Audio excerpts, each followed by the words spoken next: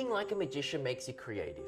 Magicians find solutions to very complex problems. The magic show demonstrates feats of impossibility, levitations, transpositions, solids passing through solids, and the list goes on. So how does a magician create an illusion? A magician will start with an idea, a concept, or a theory, then re-engineer that notion to bring it to fruition. They ask themselves, what do I want the audience to actually see or feel? What is the ultimate goal here? What is the outcome I'm trying to achieve? Then, the magician carefully works backwards to achieve it, creating logical step-by-step instructions using their prior knowledge and their expertise to achieve the result. If the result cannot be accomplished, then new techniques and methods and technology are employed or created to reach the ultimate outcome. So, what can we collectively learn from this? To begin, we must understand that the magician has learned the skill of, well, imagination. For me, this came about from a very early age, studying the art of magic.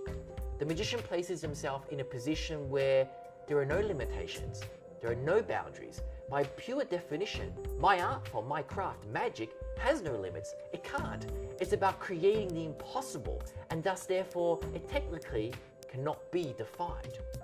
So, the magician understands that there are no boundaries and must think freely to generate the best result.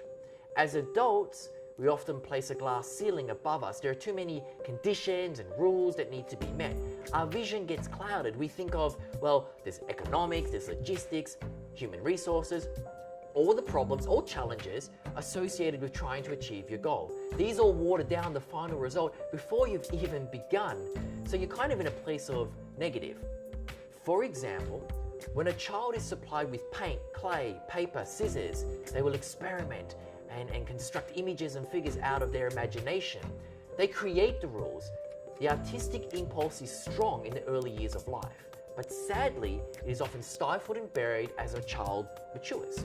Now, painter Pablo Picasso stated that every child is an artist. The problem is how to remain an artist once he grows up. So how do we become creative? And more importantly, how do we keep it? Well, we must first let go of social constraints, what we think is expected of us. Then we aim to think like a child, not be childish, but have that childlike sense of wonder and awe.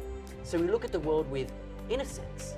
Therefore, the world now appears new, fresh, and exciting. In essence, all we perceive is magical. By doing this, creativity flows freely and solutions that were maybe once obscured are now in view. The author, Ursula Le Guin, says the creative adult is the child who survived. And I agree with her.